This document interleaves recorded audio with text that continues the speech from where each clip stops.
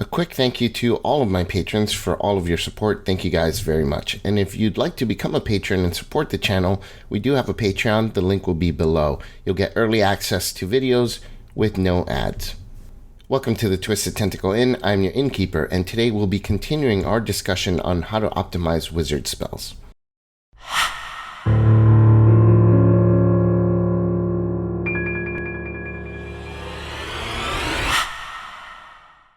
So today's video, we're going to be mostly discussing general guidelines. These are not hard and fast rules or anything of the sort, but they are things that I think about when making spell selections as far as my memorization of spells when playing a wizard. When you're a lower level wizard, you have very limited spell selection and very limited amount of spells you can cast per day. So generally I look for spells that fit a variety of uses, both inside and outside of combat, as well as social interaction. The more uses a spell has, the more helpful it's going to be at the lower levels. I may stop memorizing that spell later on as I gain some levels and I'm able to fill in those gaps with other spells, but definitely at the lower levels it's something that I look for. Also, it's all about action economy. That is probably the number one thing I look for when memorizing a spell, is how does it improve the action economy? Because any time that you're in a situation where you're dealing with combat or survival, action economy is what's going to help you survive there. Generally, I don't pack spells that serve the same purpose. If I have a spell that does something and I gain a level and gain a higher level spell that does kind of a similar thing, I'll get rid of the one of them at least, and really just pack the one that's necessary and open up that slot for additional uses. That's how you keep your wizard being more versatile. So what do I mean by this? Well, as an example, let's look at the spells Blur, Mirror Image, and Blink. All of them have kind of a similar defensive purpose. In combat, they help you avoid getting hit and taking damage. But why would you cast all three? In fact, you're not going to be able to. Most combats last about 3 to 4 rounds. And to cast all three of these spells, if you really want it to be extra defensive, the combat will be over by the time you've cast your third one. So it's not something that you're going to want to do if you want to be effective in combat, unless all you want to do is just avoid combat altogether and survive, which is not something I'd recommend because your party's probably not going to be happy about that. You want to contribute to the combat, and in order to do so, get your defenses out of the way and start helping the party, or help the party and deal with your defenses as they're necessary when they come up. So let's break these down a little bit further and help us decide which of the three we're going to pick.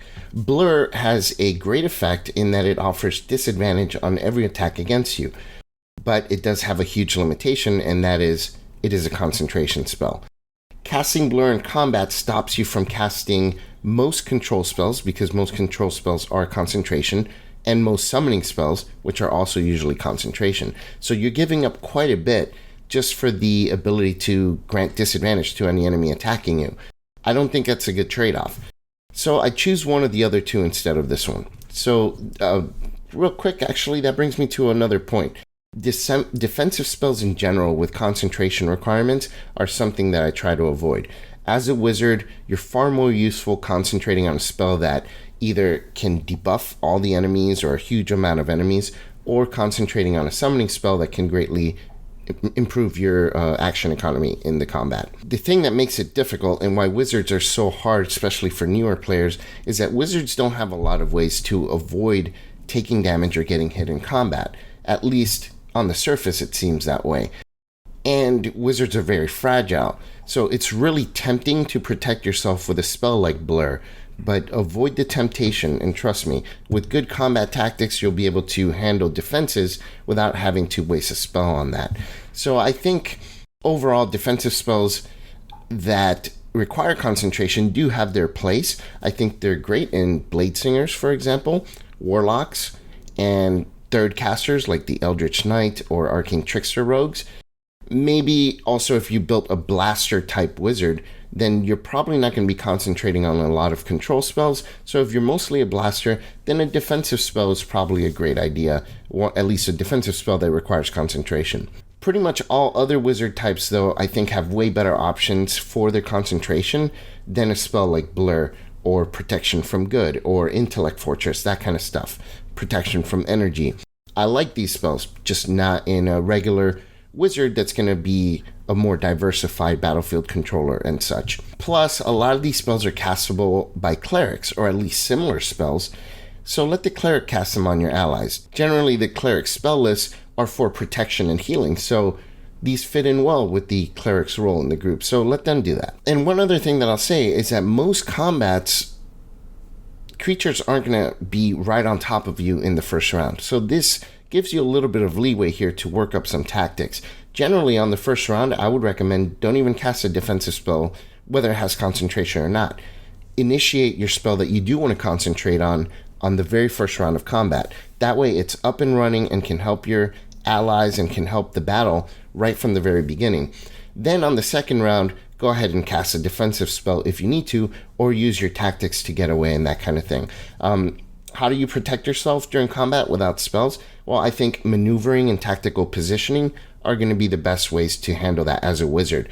You can use your environment to provide cover, or you can use spells like Minor Image to create like a area where you can hide behind, or you can position yourself in different areas with spells like Misty Step. That's a great one.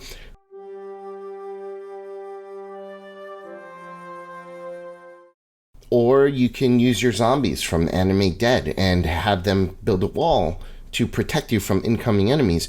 Maybe they can grapple enemies that are heading towards you and hold them in place so that they can't reach you, giving you a chance to get away. I think the most important thing to do as a defense for a wizard is to always think a few steps ahead of your enemies. Analyze the battlefield and figure out where your enemies can reach the following round, and then position yourself away from that so that they can't reach you the following round, giving you a little bit more time to figure things out, or for your allies to get there and help you in that crunch. So what about offense? In the previous videos, I talk about saving throw types and area of effect spells. These should also be considered when casting a spell that's intended for pure damage, but there are a few other things that I think about. Range is very important. Saving for half is also really good, because if a spell grants them a saving throw and nothing happens, then that's a wasted round and a wasted spell slot. So it's a huge cost if that enemy does happen to save. If the spell deals half damage, at least you got something out of it. Probably not super great, but something. And then, of course, concentration. It's probably the second most important consideration next to action economy for me when selecting a spell. You can only concentrate on one spell at a time, so you're going to be better optimized if you have only a few concentration spells memorized during an adventuring day. It's fine if you memorize like a utility spell that requires concentration and a combat spell that requires concentration, because they're not going to conflict with each other.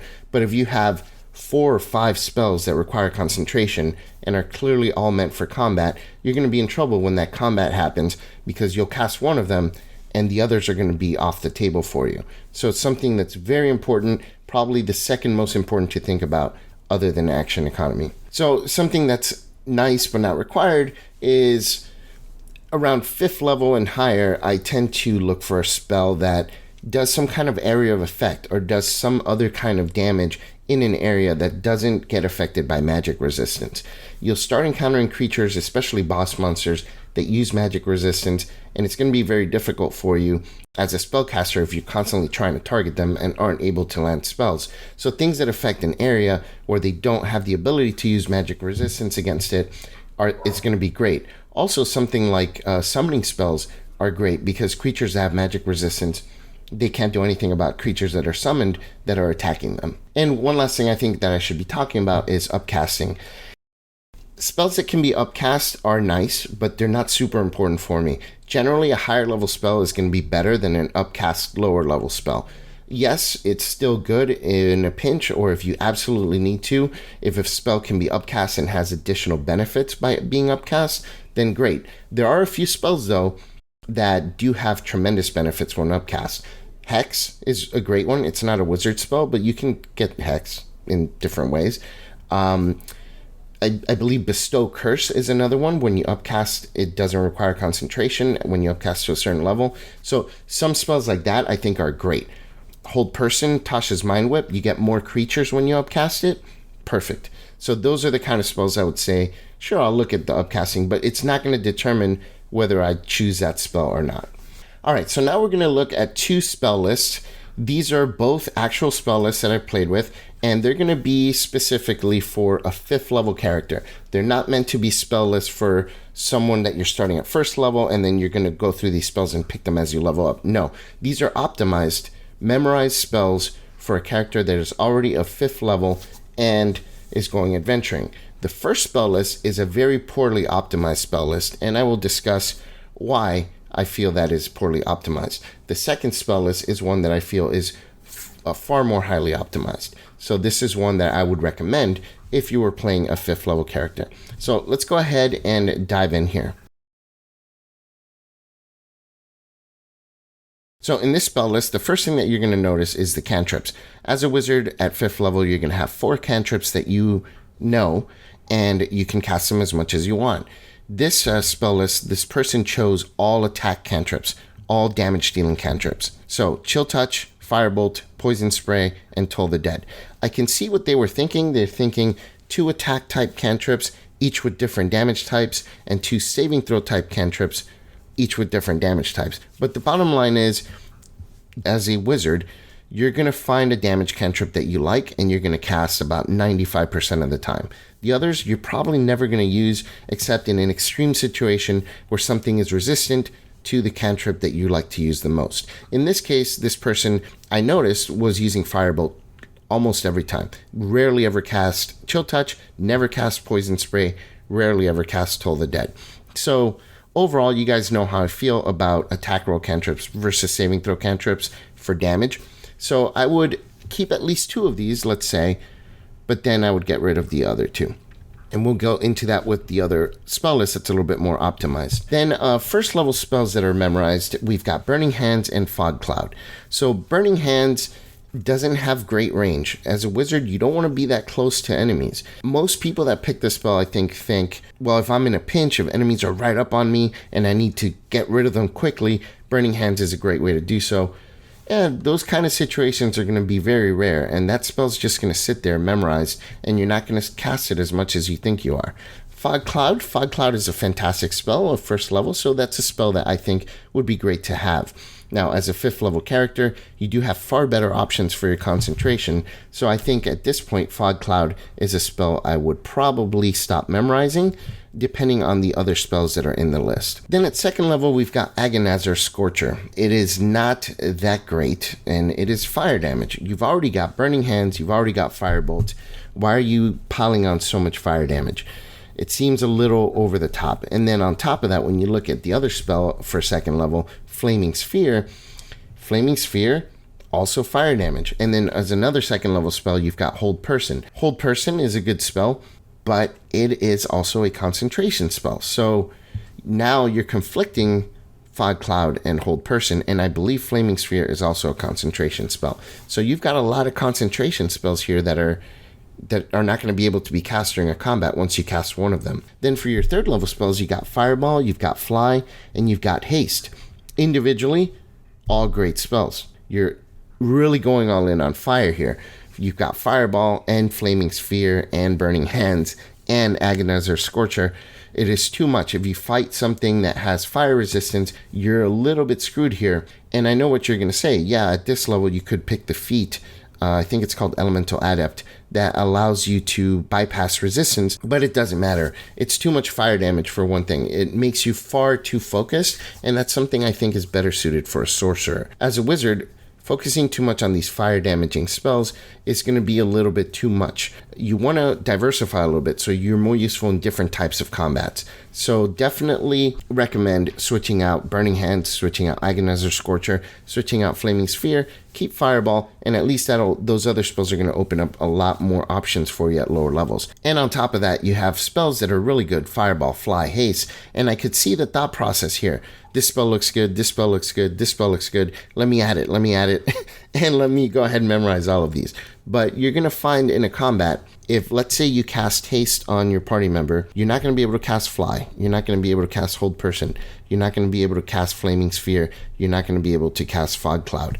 That is a lot of spells that you're not going to be able to be cast in a combat. So then what are you going to do?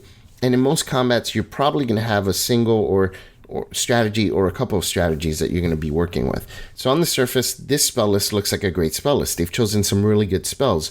Individually, they're really good spells, but together under the same spell list, they're conflicting with each other for concentration. They're conflicting with each other for other things. So this spell list, you'll find a wizard playing with this list is going to be very limited in combat situations, and they're not going to have a lot of things that they can do with some of these spells. They're not going to be able to cast a lot of them. Let's go ahead and look at a spell list that's a little bit more optimized, and it will be, I think, a better play experience for a wizard player. So looking at this spell list, this one has chosen Chill Touch as their damage cantrip, Mage Hand, Minor Illusion, and Ray of Frost. They have 2 damaging cantrips, Ray of Frost and Chill Touch. They do 2 different damage types, and they have different side effects that they deal as well. So something like Firebolt that just deals damage and ignites things that aren't carried doesn't have as good of an additional effect as something like Chill Touch and Ray of Frost. As a wizard, you're not going to be doing the most damage with your cantrips compared to like a fighter's weapon or a paladin or things like that. So the extra damage that Firebolt deals is very negligible compared to the side effects that you're going to get with something like Chill Touch that prevents a creature from healing and has additional benefits against undead, or Ray of Frost, which slows down creatures and is definitely great for battlefield control. And then you have 2 additional cantrips that, instead of being more damage, are actually really useful outside of combat and some inside of combat. Minor Illusion is one of the best cantrips in the game, and Mage Hand, which is very useful for dungeon exploration and out of combat use. And even once in a while, you might actually use Mage Hand in combat. If your fighter disarms an enemy and you want to get the weapon away from them, Mage Hand is a great way to do something like that. For first level spells, we've got Grease and Shield, Misty Step for second level spell, as well as Tasha's Mind Whip and Rope Trick, Animate Dead, Fireball, and Summon Shadowspawn for third level. So a couple things to note here. For defense, if you're in big trouble, you can use the dodge action, and then you can cast Shield to get away. So we went ahead and took Shield in this one. It also helps against ranged attacks, and it's a reaction, which frees up a lot of action economy for you. Fog Cloud, it's an amazing spell, but we have better things to do with our concentration most of the time. So that means we'll probably be casting this very infrequently. So instead of Fog Cloud, we went with Grease. It's still a control spell. It's not as good as Fog Cloud for as many uses, but it doesn't require concentration, and it combos really well with some of the spells that this person has chosen later on. And then Ray of Frost, it's excellent as a cantrip, and it combos very well with Grease. You can create difficult terrain with Grease, and then Ray of Frost the enemy to slow them down even further. For second level, we've chosen a defensive spell and a debuff spell, so they could help with some boss fights. So because of concentration requirements, we narrowed this selection to either Blindness or Tasha's Mind Whip. Blindness Deafness is a great spell because it lasts a minute, it doesn't require concentration, but the Constitution saving throw is a really big bummer here. I prefer targeting a save that is generally lower for most enemies, and as you've seen in my previous videos, you know that Constitution is one of the most common high saving throws for enemies. So Tasha's Mind Whip doesn't have as long of a duration, but the intelligence saving throw means it's going to land far more often, and reducing a creature's action economy is a bit better than disadvantage when it comes to debuffing a boss, in my opinion. For defense, Misty Step is a great spell to have. It's a bonus action, which is a nice addition to the action economy. If you need to get away, you can cast Minor Illusion and then Misty Step away all on the same round. That's awesome. Or you can Misty Step and attack with a cantrip once you're far enough away. Plus, Misty Step is great for utility outside of combat as well. It's a good alternative to fly in a lot of cases. This person also added Rope Trick. It's another great utility spell. It can help the party quite a bit. Alternatively, you could have gone with something like Enlarge Reduce, Invisibility, or Dark Vision. All of those would be great utility spells to pick up for memorization for this adventuring day. Finally, third level spells. Nothing boosts action economy like summon creatures. So in this case, this person went with Animate Dead, which you don't have to keep memorized during an adventuring day if you don't want to, because it has such a long duration. You can actually cast it and not have to worry for 24 hours. That means you can animate some corpses, take a long rest, and recover your third level spell slot, memorizing something else in its place. Something like maybe Longstrider No concentration, it boosts movement speed, and it fits really well with the theme of this memorization package. Now, if time is an issue, or you're in a dungeon, you can animate some corpses after your first encounter, and when you take a short rest, you can recover your 3rd level spell slot using Arcane Recovery. Either way, Animate Dead won't affect the number of third level spells that you're going to cast in a particular encounter, and you can have some minions that can assist in your adventure in different ways, such as looking for traps or carrying treasure for you. Then, when in a big combat, you can cast Summon Shadowspawn and really up your action economy. Shadowspawn should be your first choice for concentration during a combat if you're using the spell list. That spell alone is going to give you so much action economy, more so than Haste, and the added benefits of having another creature on the field cannot be understated here. Not only that, but also it combos really well with Grease. So you choose Despair for your Shadowspawn creature type, and then you move it to the greased area, or at least next to the greased area, and affect the enemies even further with the fact that they're getting slowed down and falling down. Tasha's Mind Whip is also really synergistic with this. You've got tons of action economy with your zombies and Shadowspawn, and you can reduce the enemy's action economy using Tasha's Mind Whip. Or you can use zombies to grapple the enemies and then drag them or shove them into the greased area. Or you can have the zombies grapple them or shove them and then cast grease in the area where that enemy is, further slowing them down and controlling them. Once they get up, they're probably not going to be able to move much at all. Plus, grease is difficult terrain, so regardless of whether they fall or not, they're going to be pretty stuck at trying to reach anybody. And then finally, this list has Fly on it. It's one of the best utility spells at this level, and even though it's concentration, you're not going to be using this one that much in combat. So it's not going to conflict much with your other concentration spells, but it's also a great panic button in case you do need to get away from combat. So as you can see, this spell list has not just great synergy within itself for action economy and concentration requirements, you've got reaction spells, bonus action spells, and action spells, as well as very few spells that conflict in regards to the concentration. And it also works well as a theme. You've got zombies and shadow creatures, so creatures from the darkness and beyond the grave that are helping your group out, and the theme of slowing creatures down, slowing your enemies with Grease, with Ray of Frost, with zombies grappling them, with Tasha's Mind Whip. Excellent spell list, and one that I think fits really well for a wizard, makes it very versatile, and will work well for a 5th level character. Far better than that first spell list that we looked at. So I know this video was quite a bit to take in, but I do hope that it was helpful for you. In the final video of this series, I'm going to give you an example of a character that I recently built and go over the spells that I chose and why I chose them so that you can get an idea of my thought process on creating a spell list for a character, a wizard character. So thank you guys very much for joining, and as always, if you have any questions or comments, you can leave them down there in the comments down below. I'm your Innkeeper at the Twisted Tentacle Inn. Check in anytime. I'll talk with you then.